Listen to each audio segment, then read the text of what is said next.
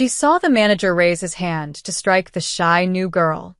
Without thinking, the waitress stepped between them, blocking the blow meant for someone she barely knew. What she didn't know, the girl's father watching from the corner booth was a vampire king, and he hadn't forgotten what she did. The rain hammered against the windows of Betty's diner like 1,000 angry fists. Ivy Martinez wiped down the counter for the third time that hour, her feet screaming in protest after a double shift. The clock above the cash register read 11:47 p.m. 13 minutes until freedom. Order up. Stan, the night cook, rang the bell. Ivy grabbed the plates, 2 burgers, one with extra pickles, and headed toward booth 7. That's when she heard the crash. The sound of shattering glass echoed from the kitchen entrance. Ivy spun around to see a young girl standing frozen, a tray of broken dishes at her feet, chocolate milkshakes spreading across the black and white tiles like a crime scene. "I'm so sorry," the girl whispered, her voice barely audible. She couldn't have been more than 17, with pale skin and dark hair that fell across her face like a curtain. New girl. Started just 3 days ago. Serafina, if Ivy remembered correctly. "It's fine, sweetie. Accidents happen," Ivy began, setting down her plates. Accidents. The office door slammed open. Marcus, the night manager, stormed out, his face purple with rage. "That's the second dish you've broken this week." Serafina's hands trembled as she knelt to pick up the pieces. "I'll pay for them. Please, You'll pay?" Marcus laughed, a cruel sound that made Ivy's stomach turn. "With what? The pathetic tips you've been pulling? You're worthless. Just like I told the owner when he hired you." The diner had gone quiet. The handful of late-night customers watched the scene unfold with the uncomfortable fascination of people who didn't want to get involved. All except one. In the corner booth, shrouded in shadows despite the fluorescent lights, sat a man Ivy hadn't noticed before. He was impossibly still, hands folded on the table, watching Marcus with eyes that seemed to catch the light wrong, like a cat's reflection in the dark. "Get up," Marcus snarled at Serafina. When she didn't move fast enough, he reached down and grabbed her arm, yanking her to her feet. "You're done. Take your hands off her." Ivy's voice cut through the diner like a knife. She didn't remember moving, but suddenly she was there, her hand wrapped around Marcus's wrist, pulling his grip away from the trembling girl. Marcus whirled on her, his breath hot and sour. "Stay out of this, Martinez. Unless you want to join her in the unemployment line." "She's a kid who made a mistake," Ivy said, her voice steady despite her racing heart. "Back off." "A kid?" Marcus's lip curled. "She's a freak who can barely look people in the eye. I should never have." He raised his hand. Not to point, not to gesture. To strike. Ivy didn't think. She stepped between Marcus and Serafina, her arm coming up to block the blow that was meant for the girl's face. The slap connected with Ivy's forearm instead, the sound sharp and final. The diner erupted. Stan shouted from the kitchen. 2 customers stood up. But Ivy barely heard them. She was staring at Marcus, at the shock in his eyes that someone had finally stood up to him. "You're fired," he hissed. "Both of you. Get out. Now." "Good," Ivy said, her arm throbbing. She turned to Serafina, whose eyes were wide with disbelief. "Come on, honey. Let's go." As they walked toward the door, Ivy glanced at the corner booth. The strange man was standing now, and in the better light, she could see him clearly. He was tall, dressed in a dark suit that looked expensive, too expensive for a roadside diner at midnight. His face was angular, aristocratic, with sharp cheekbones and eyes, so pale they were almost silver. But it was the way he looked at Serafina that made Ivy pause. Not with curiosity or pity. With recognition. And something deeper. Relief. "Thank you," Serafina whispered as they stepped into the rain. "You didn't have to." "Yes, I did." Ivy dug in her apron for her car keys, trying to ignore the fact that she'd just thrown away her only source of income. "Nobody deserves to be treated like that. You okay?" Serafina nodded, but her eyes drifted back toward the diner window. Following her gaze, Ivy saw the man from the corner booth still standing there, watching them through the rain-streaked glass. "Do you know him?" Ivy asked. Serafina's expression was unreadable, in a way. Before Ivy could ask what that meant, the girl had pulled up her hood and disappeared into the storm, moving with a speed and grace that seemed impossible in the downpour. Ivy stood alone in the parking lot, rain soaking through her uniform, wondering what she'd just stepped into. Behind her, inside the diner, Damien Vallon remained perfectly still. He'd come to check on his daughter as he did every night, watching from the shadows to ensure she was safe in the human world she so desperately wanted to understand. He'd expected boredom. Another quiet shift of Serafina awkwardly navigating mortal customs. Instead, he'd witnessed something he hadn't seen in 3 centuries: pure, selfless courage. The waitress, Ivy, her name tag had read, had defended his daughter without hesitation, had stepped between her and harm despite having nothing to gain and everything to lose. Damien's fingers tightened on the edge of the table, leaving impressions in the wood that would puzzle Marcus for weeks. Loyalty like that was rare, precious. And in his world, it deserved to be rewarded. He pulled out his phone and made a call. "Graves, I need you to arrange something. By morning." As he walked out into the rain, Damien allowed himself the ghost of a smile. The waitress had saved his daughter. Now he would change her life forever. Ivy's phone buzzed at 6:47 a.m., jarring her from a restless sleep. She'd spent half the night staring at her bank account, doing mental math that never came out in her favor. Rent was due in 5 days. Her car payment in 7. And now she had no job. The text was from Marcus. "Don't bother coming back for your last check. Consider it payment for the dishes." "Bastard," Ivy muttered, throwing her phone across her tiny apartment. It bounced off the couch and clattered to the floor. She needed coffee. She needed a miracle.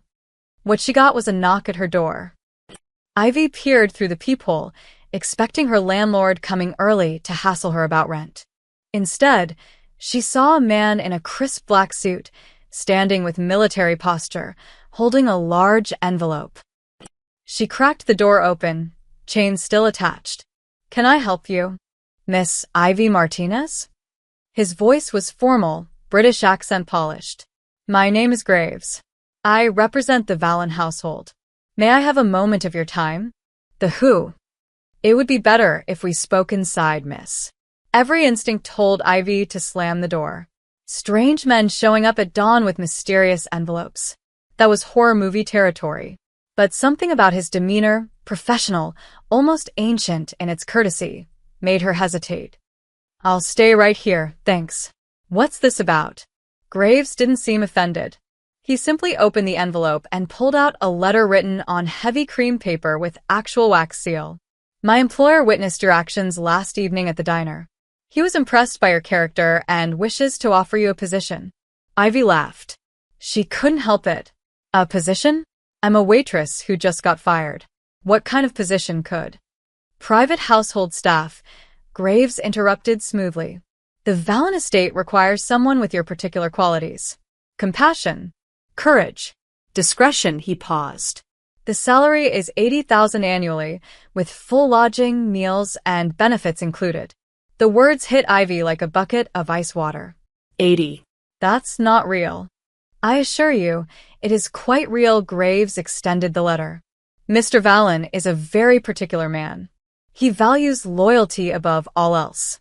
What you did for the young woman last night, that cannot be taught. It can only be recognized and rewarded." Ivy's hand trembled as she took the letter. The paper felt expensive, heavy. The handwriting was old-fashioned, elegant. "Miss Martinez, courage is the rarest currency in this world. You spent yours freely on behalf of someone you barely knew. Allow me to offer you an opportunity worthy of such character. The position is yours if you wish it. Mr. Graves will answer any questions. Respectfully, Damien Vallon." "This is insane," Ivy whispered. I don't know anything about your employer. I don't know. The young woman you defended is Mr. Vallen's daughter, Graves said quietly. Serafina. She struggles in social situations. Most people ignore her, or worse. You protected her. For that alone, Mr. Vallen wishes to ensure you're taken care of. Something in Ivy's chest twisted. Serafina. Those frightened eyes. That whispered thank you. What would I be doing exactly? General household management. The estate is large but not ostentatious. You would coordinate staff, ensure the household runs smoothly, and serve as a companion to Miss Serafina when she's home. She's taken quite a liking to you. I can't just leave my life. Graves glanced around her cramped apartment. The stack of overdue bills on the counter, the leak-stained ceiling, the flickering light that never quite worked. His expression remained neutral, but Ivy felt the judgment anyway. The car is waiting downstairs, he said gently. If you wish to see the estate before deciding, I can have you back within 2 hours. No obligación. Ivy looked at her phone on the floor, at Marcus's text still glowing on the cracked screen. She thought about the diner, about men like him everywhere, about barely scraping by while people with power crushed anyone beneath them.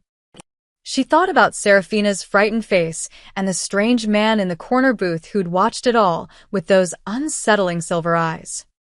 2 hours, Ivy said. Then I want to come back and think about it. Of course, miss. 20 minutes later, Ivy sat in the back of a black Mercedes, watching the city fade away. They drove for nearly an hour, leaving behind strip malls and suburbs, entering countryside she didn't know existed this close to town. Then she saw it. Vallen Manor rose from the morning mist like something from a gothic novel. Iron gates opened automatically, revealing a winding drive through manicured gardens. The house itself was massive, 3 stories of dark stone and towering windows, surrounded by ancient oaks that seemed to lean in protectively. Holy hell, Ivy breathed. Indeed, Graves said, the faintest smile touching his lips. Welcome to Vallen Manor, Miss Martinez. As they pulled up to the entrance, Ivy saw him. The man from the diner, standing at the top of the stone steps, hands clasped behind his back. Damien Vallen. Even in daylight, or what little filtered through the clouds, he seemed to absorb the shadows around him. When their eyes met, Ivy felt something click into place, like a key turning in a lock she hadn't known existed. He descended the steps with fluid grace. Miss Martinez. Thank you for coming. His voice was deep, cultured, with an accent she couldn't quite place. Old world European, maybe. His eyes were even stranger up close, pale gray touched with something that might have been silver or might have been her imagination. Ivy's carefully prepared questions died on her lips. Why me? Damien's expression didn't change, but something flickered in those strange eyes. My daughter spoke highly of you. I reward loyalty, Miss Martinez. It's a rare quality. Before Ivy could respond, a figure appeared in the doorway behind him. Serafina, looking less frightened than she had at the diner, offered a small, genuine smile. Please stay, the girl said softly. It would mean everything. And standing there, looking at this impossible house and its impossible inhabitants, Ivy made a decision that would alter the course of her existence forever. Okay, she whispered. I'll stay. Damien's smile was slight, but unmistakable. Excellent. Welcome home, Miss Martinez. The first 3 days at Vallen Manor passed in a strange, dreamlike blur. Ivy's quarters were larger than her entire apartment, a suite with a 4-poster bed, a private bathroom with a clawfoot tub, and windows overlooking gardens that seemed to glow silver in the moonlight. Her duties were surprisingly light. Coordinate meal schedules, oversee the small staff, and spend time with Serafina. But something was wrong. It started with small things. The housekeeping staff, all 3 of them, only worked after sunset. The cook, a silent woman named Helena, prepared elaborate dinners that Damien barely touched, pushing food around his plate with distant politeness. And the mirrors. Every single mirror in the manor was covered with dark cloth. Old family tradition, Graves had explained when Ivy asked. Mr. Vallon finds them distasteful. Then there were the sounds. Footsteps in empty hallways at 3 a.m. Whispers in languages Ivy didn't recognize. Once, she could have sworn she heard wings beating against her window, though nothing was there when she looked. You're imagining things, she told herself on the fourth night, polishing silver in the dining room. Rich people are just weird. Are we? Ivy jumped, nearly dropping the candlestick. Damien stood in the doorway, though she hadn't heard him approach. He never seemed to make sound when he moved. Mr. Vallon, I didn't hear you come in. You seemed deep in thought. He moved closer, his steps silent on the hardwood. Are you settling in comfortably? Yes, thank you. Everyone's been very welcoming. But you have questions. It wasn't a question itself. Those pale eyes studied her with an intensity that made her skin prickle. Ivy set down the silver. Why don't you eat? The food Helena makes is incredible, but you barely touch it. I have particular dietary requirements. Why do the staff only work at night? They prefer it. As do I. Why are all the mirrors covered? Damien's expression flickered, something between amusement and warning. You're very observant, Miss Martinez. It's Ivy. And you're very evasive, Mr. Vallon. For a long moment, he simply watched her. Then, unexpectedly, he smiled. It transformed his face, making him look less like a marble statue and more like something dangerous and alive. I appreciate directness, he said. It's refreshing. Before Ivy could respond, a crash echoed from upstairs. Seraphina's voice called out, pained and frightened. Damien moved. 1 second he was across the room, the next he was at the door, a blur of motion that defied physics. Ivy's brain stuttered, trying to process what she'd just seen. She raced after him, taking the stairs 2 at a time. Damien was already in Seraphina's room, kneeling beside his daughter, who sat on the floor surrounded by broken glass from a fallen picture frame. I'm fine, Seraphina said quickly. I just knocked it over. I'm so clumsy. Let me see. Ivy knelt beside them, gently taking Seraphina's hand. A thin line of blood welled from her palm where glass had cut her. The effect was instant and terrifying. Damien went rigid. His eyes, those strange pale eyes, suddenly burned crimson, bright as brake lights in the dark. His lips parted, revealing teeth that were too sharp, too long. The air around him seemed to thicken with an ancient, predatory hunger. Then he was across the room, his back to them, hands braced against the wall. His shoulders heaved with effort. Father? Seraphina's voice was small. I'm fine, his voice was strained, barely controlled.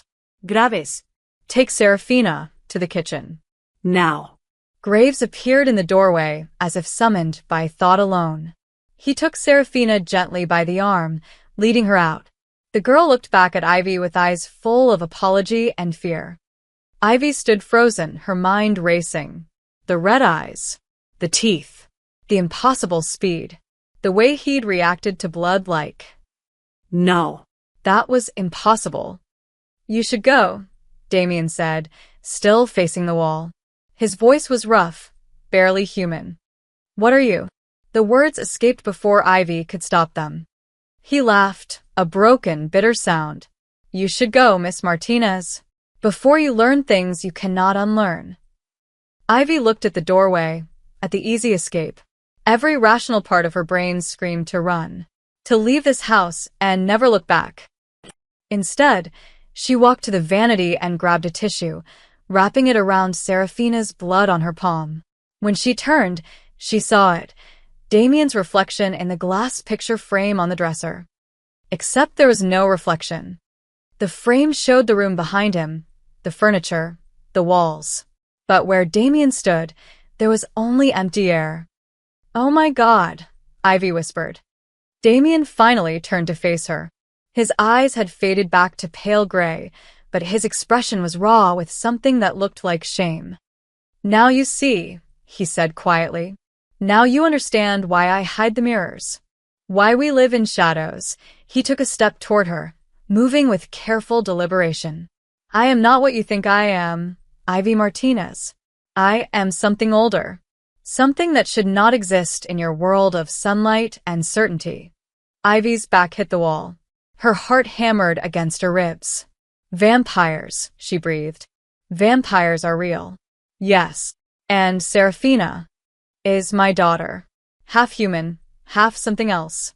A bridge between worlds that makes her a target for those who fear change. His voice dropped. You saved her life that night in the diner. Not from Marcus's hand, but from being seen. From being noticed by those who hunt us. Ivy slid down the wall, her legs giving out. Everything she thought she knew about the world had just shattered like the glass on the floor. Damien knelt before her, carefully maintaining distance. I apologize. I should have told you before bringing you here. But Serafina needed someone kind. Someone brave. Someone who saw her as human first. His eyes met hers. I needed someone who could do what I cannot. Give her hope that both her worlds can coexist. Ivy's voice shook. I need air. I need to think. Of course, Damien stood, offering his hand. When she didn't take it, he stepped back. The East Garden is peaceful at night. Take all the time you need. As Ivy stumbled toward the door, his voice stopped her. For what it's worth, you are never in danger. Not from me. A father who cannot die learns to control his nature, if only to protect those he loves. Ivy looked back at him, this impossible creature who wore a man's face and spoke with a father's love. What happens now? She asked. Damien's smile was sad. Now, you decide if you can accept the truth, or if you'll run from it. The question hung in the air like smoke as Ivy fled into the night. Ivy didn't run. For 3 days, she avoided Damien, speaking only to Serafina and Graves. She researched vampires on her phone, folklore, fiction, legend, trying to separate truth from fantasy. But every time she considered leaving, she'd see Serafina's hopeful face at breakfast, hear her shy laughter when they played chess in the library. The girl was innocent. Whatever her father was, she deserved kindness. On the 4th night, the storm came. Thunder shook the manor's foundations. Rain lashed the windows like gravel. Ivy was helping Serafina study biology. The irony wasn't lost on her when the lights flickered and died. Generator will kick in, Serafina said, but her voice trembled. It didn't. In the darkness, Ivy heard something that made her blood freeze, the sound of breaking glass from the ground floor. Then voices. Hard, cold, human voices. Spread out. The half-breed should be upstairs. Footsteps. Heavy boots on marble. Serafina, get away from the window, Ivy whispered urgently. They found us. Serafina's eyes were wide with terror. Father said they'd come eventually. The hunters. Who? The door exploded inward. 3 figures in tactical gear stormed in, crossbows raised. Silver bolts gleamed in the lightning's flash. One man wore a leather coat marked with symbols that hurt to look at, crosses and sigils that seemed to writhe in the darkness. There, the leader said, aiming at Serafina. Solomon's daughter. The abomination. Ivy didn't think. She grabbed Serafina and shoved her toward the reading nook, putting herself between the girl and the weapons. Don't you dare touch her. The leader laughed. A human shield? How predictable. Move, woman, or you'll die with the creature. She's a child, you psychopath. She's a mistake. An insult to nature itself. He raised the crossbow. Last chance. Ivy spread her arms wider. Behind her, she felt Serafina trembling. No. The bolt flew. Ivy braced for impact, for pain, but it never came. A shadow dropped from the ceiling, impossibly fast, catching the bolt mid-flight with bare hands. Damien. He crushed the silver bolt like chalk, his eyes burning crimson in the darkness. When he spoke, his voice was death itself. You dare enter my home. Threaten my child. He moved, and 2 hunters collapsed with broken necks before Ivy could blink. You dare. The leader fired 3 bolts in rapid succession. Damien dodged two and caught the third, hurling it back with such force it pinned the man's shoulder to the wall. More hunters poured through the door. 6, 8. a dozen. They filled the hallway with silver weapons and holy water, chanting prayers that made the air crackle with hostile energy. Ivy. Graves appeared at the reading nook window. The cellar. Now. Ivy didn't hesitate. She grabbed Serafina and ran, following Graves down a servant staircase as chaos erupted above. The sounds were horrific. Screams, crashes, the wet sounds of violence that would haunt her dreams. The cellar was ancient, all stone and darkness. Graves barred the door with iron bolts. Stay here. Don't open this for anyone but me or Mr. Vallon. What about? He's fought worse. Graves' expression was grim. But protect Miss Serafina. That's what matters. He was gone before Ivy could argue. In the darkness, Serafina wept quietly. Ivy held her, this girl who was supposedly half monster, feeling her very human tears soak through her shirt. Why do they hate me? Serafina whispered. I never hurt anyone. Because people fear what they don't understand, Ivy said. And fear makes monsters of us all. Above them, the battle raged for what felt like hours, but was probably minutes. Then silence. Terrible, complete silence. Footsteps approached the cellar door. Slow. Deliberate. Serafina, Damien's voice, strained but alive. It's over. Ivy unbolted the door. Damien stood there, covered in blood. None of it his own. His elegant suit was shredded. His eyes had faded back to gray, but they held an exhaustion that spoke of centuries. Behind him, the manor was a war zone. Bodies lay scattered, hunters in their tactical gear, their holy symbols worthless against an ancient king defending his daughter. Are you hurt? He asked, eyes scanning them both. No, Ivy said. We're fine. But you. I heal. He looked past her to Serafina, his expression softening. Are you all right, little one? Serafina nodded, then ran to him, burying her face in his chest despite the blood. He held her carefully, as if she were made of glass. Ivy stood in the doorway, watching this monster comfort his child with a tenderness that broke her heart. I need to understand, she said. All of it. What you are. What she is. Why they want her dead. Damien met her eyes over Serafina's head. Then sit. This will take time. They moved to his study, untouched by the violence. Graves brought brandy. Ivy drank. Damien didn't. Serafina curled in an armchair, exhausted. Vampires are dying, Damien began. We don't reproduce easily. Most of us are made, not born, and the old laws forbid creating new vampires without the council's permission. Our numbers dwindle each century. But Serafina was born. To a human woman I loved 3 centuries ago, his voice was soft with old pain. She died in childbirth, but Serafina survived. The first natural-born vampire in a millennium. Half human, able to walk in daylight, to eat food, to exist in both worlds. And that makes her a target. A threat, Damien corrected. If vampires can breed with humans, create children who don't burn in sunlight, who can pass undetected, the hunters fear an army they cannot identify. And my own kind fear dilution of pure bloodlines, his jaw tightened. Both sides want her dead. I've spent 17 years keeping her hidden, moving from place to place, always watching. Ivy looked at Serafina, understanding now why the girl was so shy, so frightened of being seen. She'd spent her entire life as a target. That night at the diner, Ivy said slowly, Marcus wasn't just being cruel.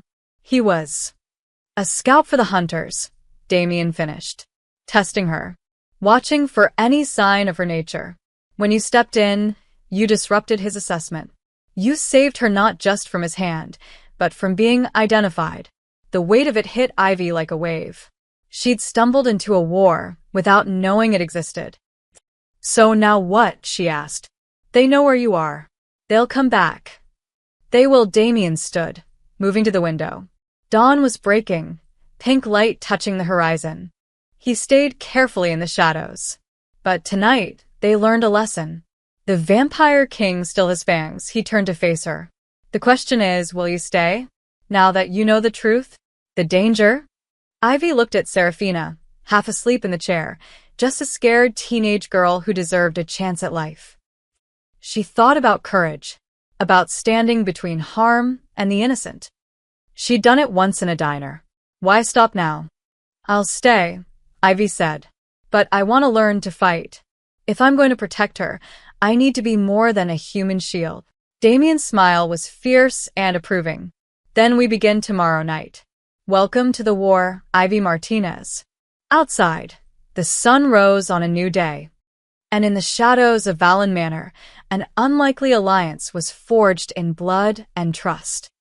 The training was brutal. Graves drilled Ivy in hand-to-hand combat every evening while Damien taught her about vampire weaknesses, silver, holy relics, sunlight, decapitation. She learned to move quietly, to spot surveillance, to think 3 steps ahead. But 2 weeks after the attack, everything changed. Ivy woke gasping at 3 a.m., her sheets soaked with sweat. The dream had felt so real, armor weighing on her shoulders, a sword in her hand, fire consuming a castle while she screamed a name she couldn't remember. She'd had the same dream 3 nights running now, each time more vivid, more real. Can't sleep? She found Damien in the library, surrounded by ancient books, his reading glasses perched on his nose. The sight was so unexpectedly normal it made her smile despite her exhaustion. Bad dreams, she said, settling into the chair across from him.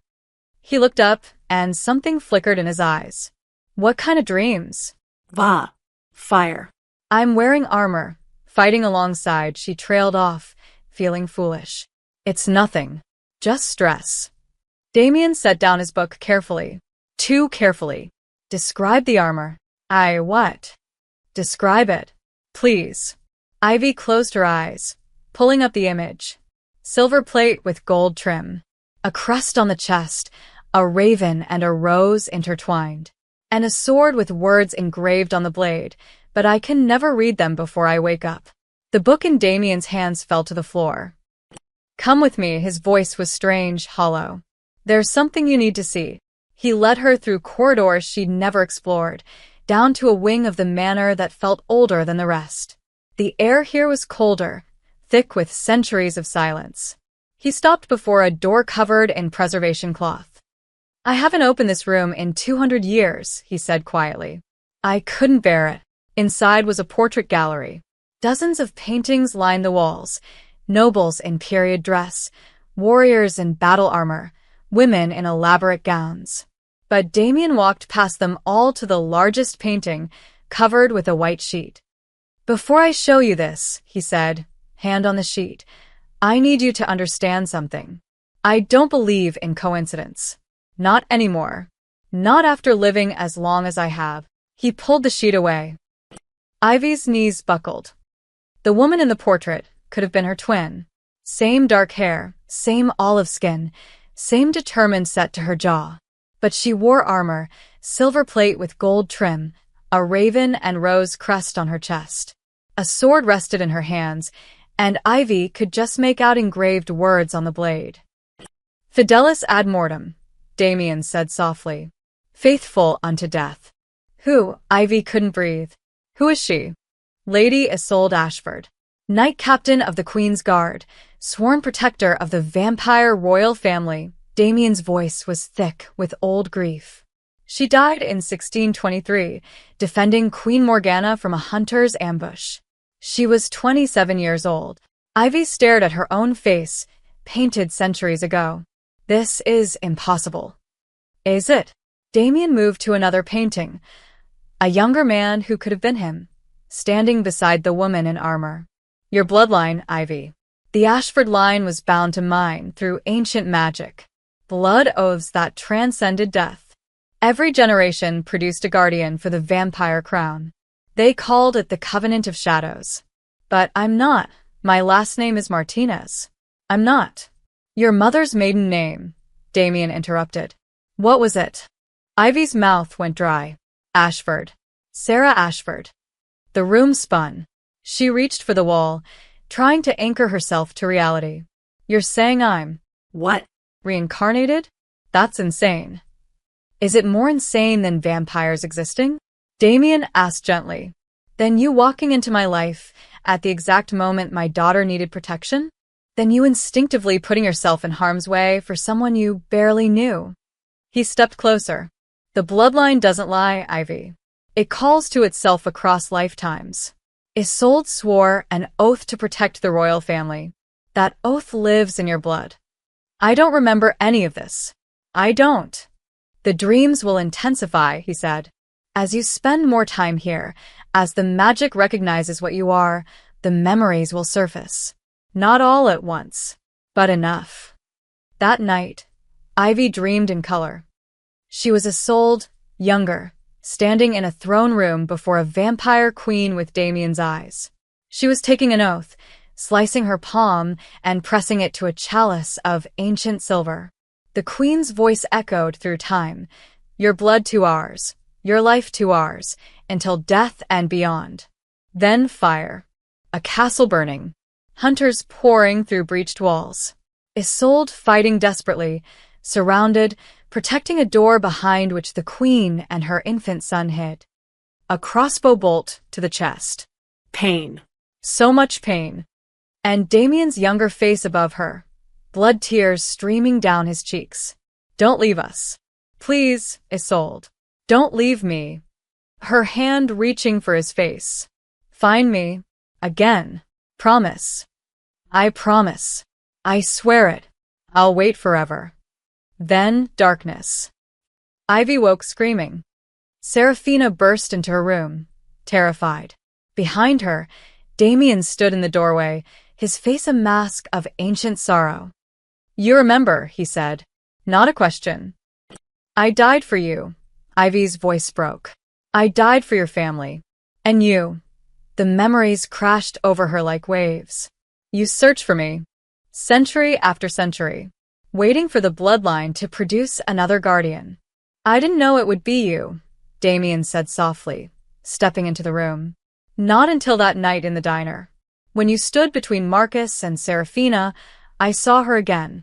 The way you moved, the set of your shoulders, the fearlessness in your eyes, his voice dropped to a whisper. I saw Isolde. Tears streamed down Ivy's face. I'm not her. I don't know how to fight like she did. I'm just a waitress who. You're exactly who she was, Damien interrupted, kneeling beside her bed. A woman who sees someone vulnerable and can't walk away. That was Isolde's greatest strength. Not her sword skills or her tactics. Her heart. He reached out slowly, giving her time to pull away. When she didn't, he took her hand. The oath still lives in your blood, but this is your choice. You can walk away. I'll protect you, ensure you're safe and provided for. No obligación. Ivy looked down at their joined hands. She felt it now, the pull, the recognition, the sense that she'd been searching for something her whole life without knowing what. I can't leave Serafina, she whispered. Even if I wanted to. Something in me. She pressed her free hand to her chest. Something in me needs to protect her. It's not a choice. It's who I am. Damien's smile was heartbreaking. Then welcome home, Lady Isolde. We've been waiting for you. In the doorway, Serafina watched with wondering eyes as ancient magic wove together past and present, binding guardian and protected once more across the centuries. The covenant of shadows had awakened. And this time, Ivy would make sure the story ended differently. The weeks that followed felt like living in two timelines at once. By day, Ivy was herself, learning combat, managing the household, laughing with Serafina over breakfast.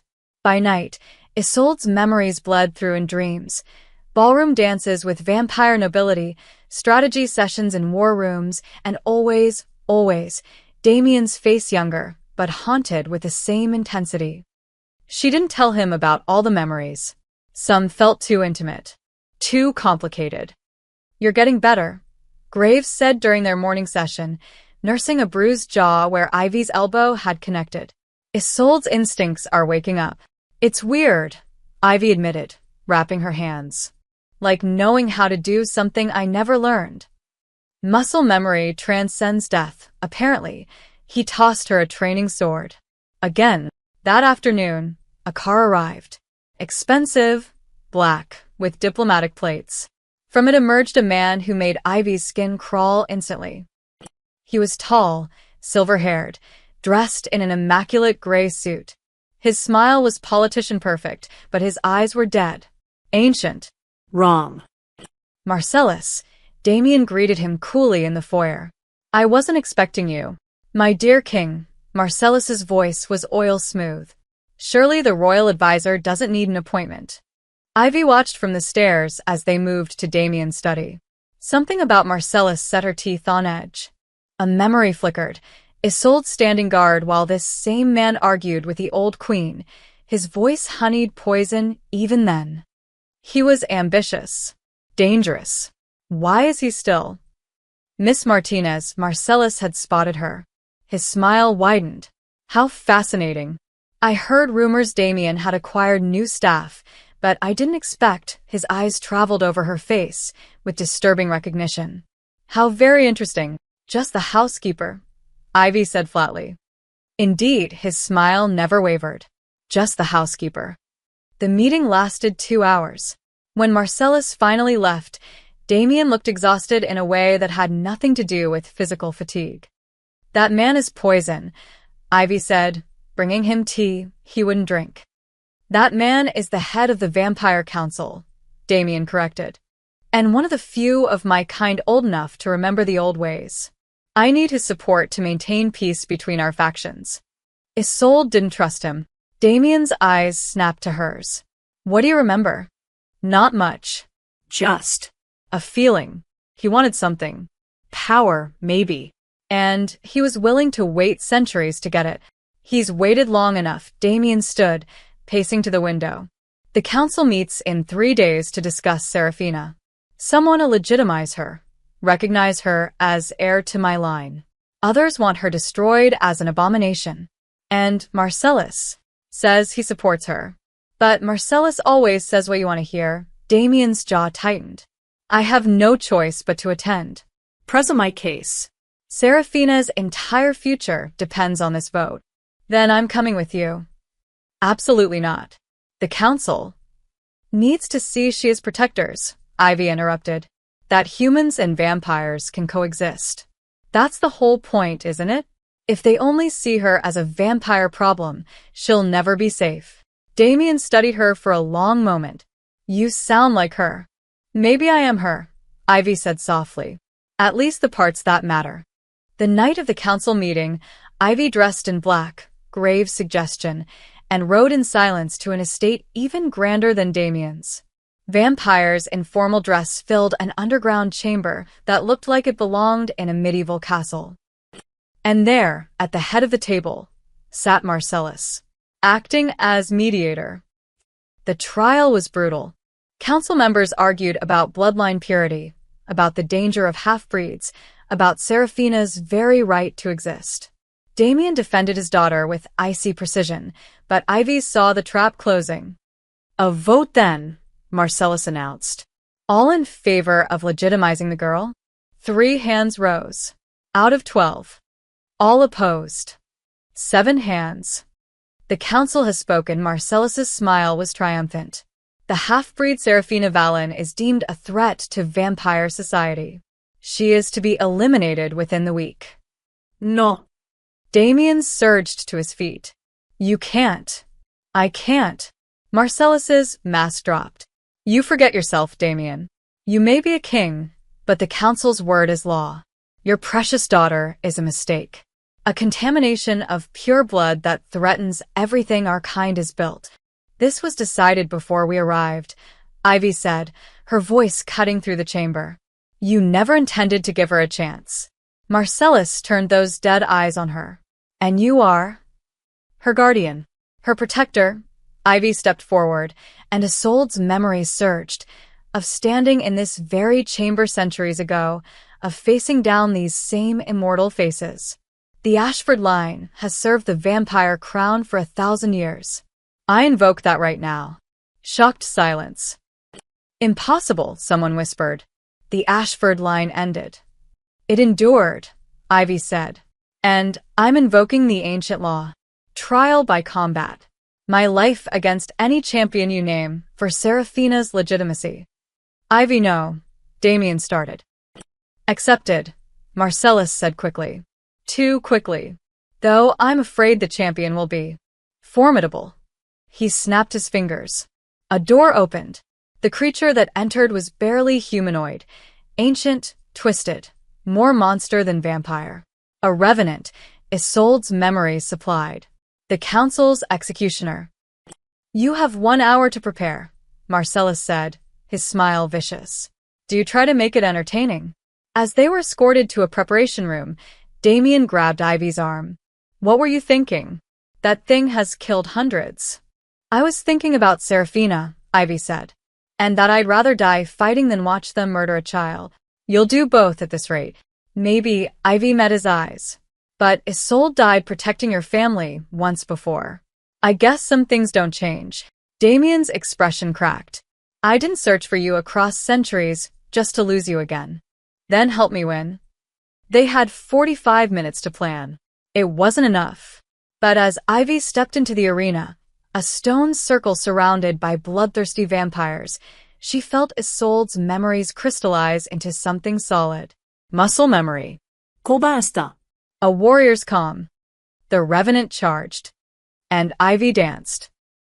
She was outmatched in strength, in speed, in every physical way.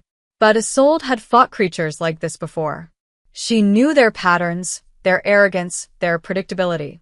Silver blade, borrowed from graves, flashed in candlelight. The revenant roared as she opened its side. It backhanded her into a wall. Ribs cracked. Ivy tasted blood. Get up, Isolde's voice whispered in her mind. Get up and fight. She did. The battle lasted 17 minutes. Felt like hours. When it ended, Ivy stood over the revenant's dissolving corpse, holy water burning through its chest where she'd shattered the vial against its heart. Silence. Then slowly, grudging applause. The law is satisfied, Damien announced coldly. Seraphina is legitimized. Any who challenge this will answer to me personally. But as they left, Ivy caught Marcellus's expression. He wasn't angry. He was pleased. It's not over, she whispered to Damien. No, he agreed grimly. It's just beginning. That night, Graves discovered the truth. Marcellus had been feeding information to the hunters for months. The attack on the manor. The council vote designed to fail. The trial by combat. All of it orchestrated to prove one thing. The vampire king had a weakness. And her name was Ivy Martinez. 3 hours later, 30 hunters breached the manor's walls. And this time, they came for everyone. The attack came at dawn, the one time vampires were weakest. Ivy woke to explosions. The manor's eastern wall collapsed in a shower of stone and flame. Sunlight poured through the breach like liquid fire, and she heard vampires screaming as they fled deeper into the shadows. Seraphina. Ivy bolted from her room, racing through smoke-filled corridors. She found the girl in her bedroom, surrounded by 3 hunters. One held a silver blade to her throat. Seraphina's eyes were wide with terror, blood trickling from her temple. Let her go, Ivy said, raising her borrowed sword. She'd taken to keeping it close after the council trial. The guardian, the lead hunter, sneered. He was massive, scarred, with eyes full of righteous hatred. Marcellus said you'd come. Said you'd sacrifice yourself for the abomination. He was right. Ivy shifted her stance, Isolde's training taking over. Last chance. Release her. The hunter laughed and pressed the blade deeper. Seraphina whimpered. Ivy moved. The fight was vicious and close. She killed one hunter with a thrust through the ribs, disarmed another. But the leader was skilled, brutal, and he was herding her toward the window, toward the sunlight streaming through the broken glass. Your kind always bleeds so red, he taunted. I'm human, you idiot, Ivy gasped, blocking another strike. Not for long. Marcellus says once you turn, you'll be leverage. The king's weakness personified. The words clicked into place. This wasn't just about killing Seraphina. It was about capturing Ivy, breaking Damien. Marcellus's plan. The hunter lunged. Ivy sidestepped, but her foot caught on debris. She fell. The blade descended toward her heart. A shadow erupted from the hallway. Damien, his flesh smoking in the sunlight that touched the room's edges, caught the hunter by the throat and crushed his windpipe with one hand. He moved like death incarnate, throwing the body aside, his eyes blazing crimson with fury and fear. Ivy. He reached for her, but movement from the corner stopped him. The second hunter, the one she disarmed, had grabbed Seraphina. He held a crossbow loaded with a wooden stake to her chest. Move and the girl dies. Damien froze. Father, Seraphina whispered, tears streaming. The hunter smiled. Marcellus sends his regards. He'll be claiming your throne within the hour. The council's already turned. You're finished, Solomon. He never saw Ivy's blade. She'd rolled, grabbed her fallen sword, and thrown it in one fluid motion. Pure Isolde, pure muscle memory. The blade took him through the throat. But as he fell, his fingers spasmed on the trigger. The bolt flew.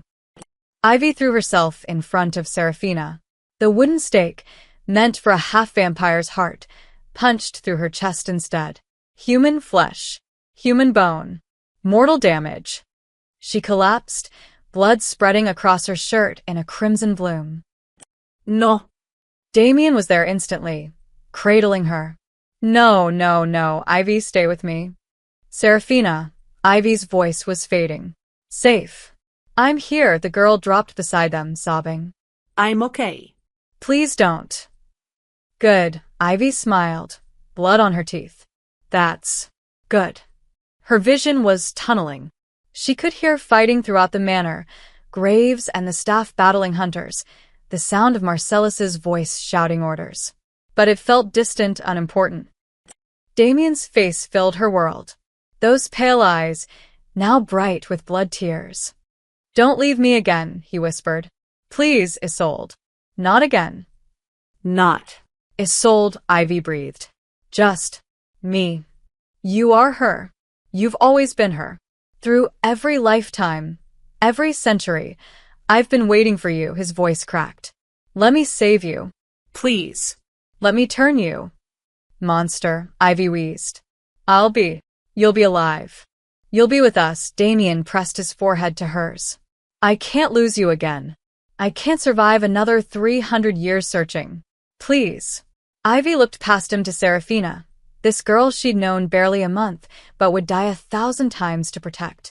The same way Isolde had died for Damien's family. The same way the bloodline always had. Some oaths really did transcend death. Do it, she whispered. But promise. Promise you'll stop Marcellus. Protect her. I swear it, Damien bit his own wrist, blood welling dark and ancient. This will hurt. And when you wake, everything will be different. But you'll be ours.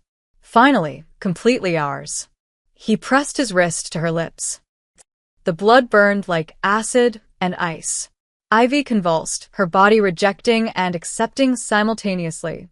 Pain tore through every nerve as human cells died, and something else, something older, took their place. She heard Damien's voice like a lifeline.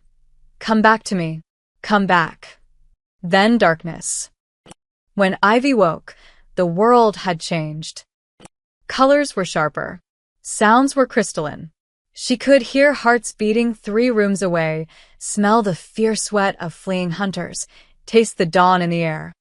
And the memories, not just Isolde's now, but others. A seamstress in 1702. A merchant's daughter in 1456.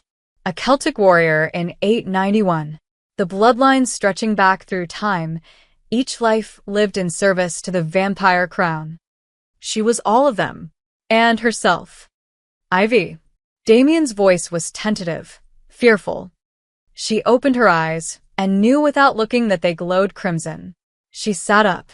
The stake wound was gone, her chest smooth and unmarred.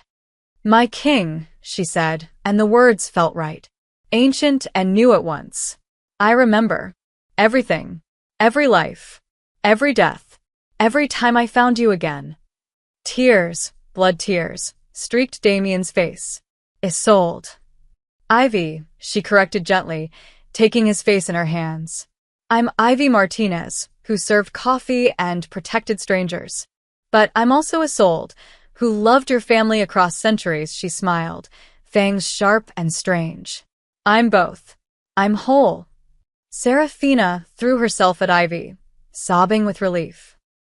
Around them, the sounds of battle had faded. Graves appeared in the doorway, his face grim with satisfaction. "Marcellus is dead. He tried to run when the tide turned. Didn't get far." "The council?" Damien asked, still holding Ivy's hand. Scattered. "Those who survive know better than to challenge you now."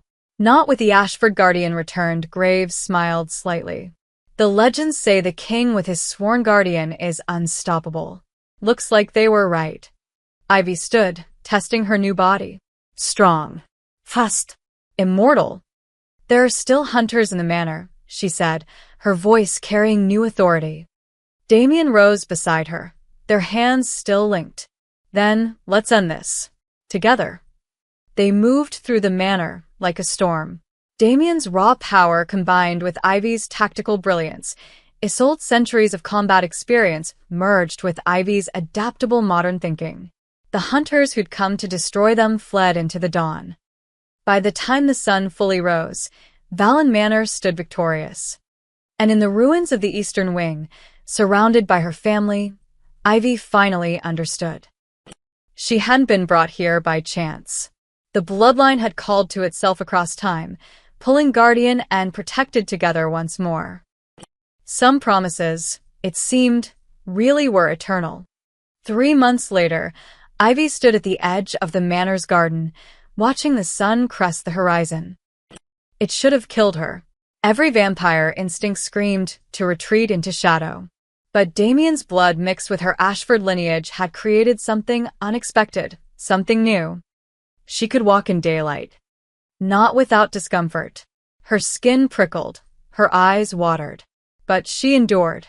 And more importantly, when Damien stood behind her, his hand in hers, he could endure too. "It's beautiful," he whispered, his voice thick with emotion. "Within." "How long?" Ivy asked, squeezing his fingers. 437 years since I've seen a sunrise." He pulled her closer, sheltering in the shadow her body cast. "The hybrid blood in your veins, it creates a buffer. A protection. A bridge," Ivy said, "between your world and theirs." "Our world now," Damien corrected. He turned her to face him, and in the golden morning light, he looked younger, less haunted. "You've given me something I thought lost forever. Hope." The kiss was soft, inevitable. They'd danced around it for weeks, the tension of past lives mixing with present attraction. But this moment, bathed in impossible sunlight, felt right. When they broke apart, Serafina was watching from the doorway, grinning. "Finally. I was wondering when you two would stop being so dramatic about it." Ivy laughed. "How long have you been there?" "Long enough." Serafina bounded down the steps, now moving with confidence Ivy hadn't seen when they'd first met. The council's legitimization had changed her, given her permission to exist without apology. "Are you coming? The morning crowd will be arriving soon." "We're coming," Ivy said. They drove into town together, the three of them in Damien's car, like a strange little family. The destination was familiar. Betty's diner. Except it wasn't Betty's anymore. The sign now read, Haven, and through the windows, Ivy could see humans and vampires sharing tables, eating breakfast side by side. It had been Serafina's idea to buy out the diner, renovate it, and create a neutral space where both communities could mingle safely. Stan still cooked. Graves had trained a security team, mix human and vampire, to ensure no violence erupted. and Serafina managed the whole operation with surprising skill. "My daughter, the restaurateur," Damien said with pride as they entered. Marcus was gone. He'd left town the day after the attack, smart enough to know he'd crossed the wrong people. But his absence had created space for something better. "Ivy," Stan called from the kitchen. "The usual?" "Please." She slid into a booth, Damien beside her. It felt surreal, sitting where she'd once served coffee, now as something entirely different. A young human waitress, nervous but determined, brought their order. Coffee for Ivy, blood tea for Damien. A special blend Helena had created, making vampire dietary needs palatable to human eyes. "You've changed everything," Damien said quietly, watching the mixed crowd. "In 3 months, you've accomplished what I couldn't in centuries." "I didn't do it alone." Ivy nodded toward Serafina, who was chatting animatedly with a table of young vampires. "She's the real bridge. We're just making space for her to exist." "The council is calling for a formal audience," Damien said. "They want to meet you, the vampire who walks in sunlight." The guardian returned. "Let them call." Ivy sipped her coffee. She could still enjoy human food, another unexpected benefit. "We'll go when we're ready." A commotion at the door drew their attention. A family, clearly vampires by their pallor and old-fashioned formal dress, hesitated at the threshold. The father held a young child, maybe 6 years old. Serafina approached them with a warm smile. "Welcome to Haven. First time?" The father nodded. We heard this was a safe place. For families like ours." "It is," Serafina gestured to an empty booth. "Everyone's welcome here. No judgment. No fear." Ivy watched the family settle in, saw the tension leave the father's shoulders as other vampires nodded greetings, as human patrons simply continued their meals without panic. This was what she died for. What Isolde had fought for across lifetimes. Not conquest. Not dominance. Coexistence. "I need to tell you something," Damien said, pulling her attention back. From his pocket, he withdrew a small velvet box. Ivy's breath caught. "In my time, we did this differently," he said, opening the box to reveal 2 rings, ancient silver bands engraved with the raven and rose crest. "These belong to my parents, the king and his sworn guardian. They were partners in every sense, ruling together, fighting together, living together." He took 1 ring out, holding it up to the morning light streaming through the window. "I know it's fast by modern standards, but we've had lifetimes, Ivy. Literal lifetimes of finding each other, losing each other, searching again."